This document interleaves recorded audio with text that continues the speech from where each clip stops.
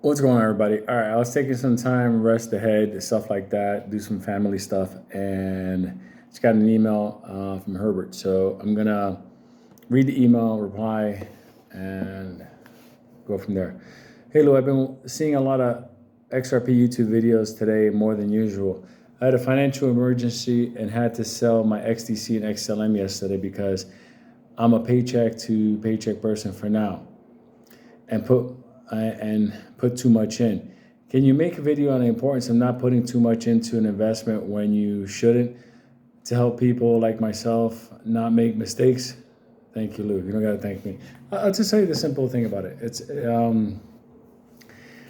unfortunately during the whole meme stock era, a lot of people got caught up with I'm doing everything. It doesn't matter. And the problem with that is you don't leave yourself flexible. So when things go wrong, it doesn't matter whether you're paycheck to paycheck or multimillionaire, things happen.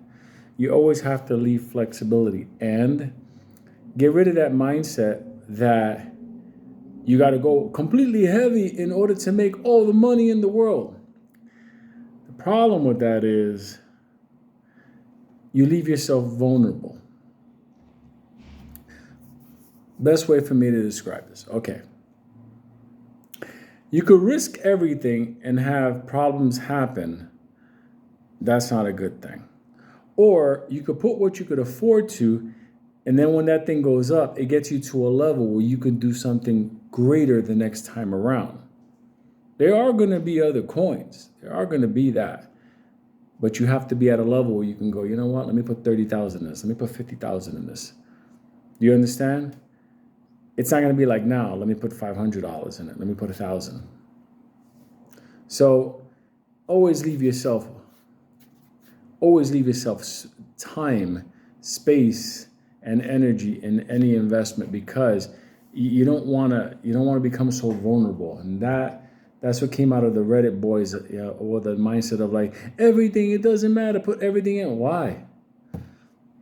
If you have some coin and it goes up, now you have more to do others. They're not all going to go up at the same time. That's the beautiful thing about it. Let's say XRP has a run up to, I don't know, $35, $40, $50 the next couple of months. Let's say it does that. XDC might not. It may be sitting there at 10 cents. See what I'm trying? You have to just balance things out. Can't go crazy about this. You just have to work financial plans along the way. And this is for everybody. I mean, unless you were born with somebody giving you a bank account, everybody had to go through this. Everybody built up. I had to rebuild back up on top of everything. I mean, that's not for nothing. That's quite a challenge. So the idea of, put what you could afford and then make a plan where you go from there. That's why you never see me say, if you put in 50,000 today, I don't do that at all. I'm like, even if I had $500 in XRP, which is about 1,000 coins, I would be fine. I will let that thing ride.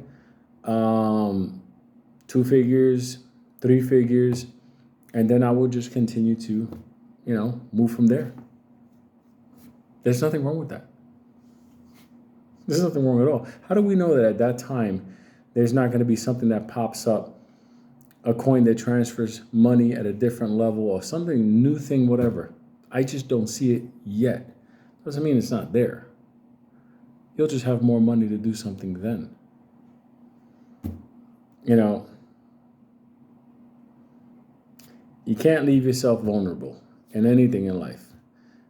And money, and a relationship, and business, you can't leave yourself vulnerable, because if you do that, you're winning, but you're losing, because things pop up. When all this nonsense happened to me, being taken from here, taken to New York, the whole thing being zero, having to restart up, I could have stood there and be like, oh my God, this is horrible. This is ridiculous. That ain't going to help nobody. I had to be flexible. I had to turn around And I had to face, okay, I got to do a starting point. Until I become me again, until I get my ID, access to bank accounts and everything, I have to go through the struggle. And I laugh at that because I actually went through the struggle harder than I see poor people struggle. Because at least poor people had standing. I had no standing. I had nothing. So what I had to build back, people always associate me with the AMC, but they don't think about what was Lou doing before AMC? What was Lou investing in before AMC on the run up? Started out small. I kept building up. I worked this shit a plan every fucking day. This became my life. I learned an important lesson during that time. Stay flexible. And the most important thing I learned, and it's funny because I learned it at 48, 49, 50, is that I have to be prepared. And I am mentally. If I lose everything and I have to start from the bottom, it wouldn't be, something I want. And I every day try to prevent that. But if that does happen to me, I'm the first motherfucker that's gonna tell me, all right, here we go again, and start doing it. So you're never out of the fight. It just doesn't happen. Oh, perfect example. There's a difference between getting knocked down and getting knocked out. Always remember that.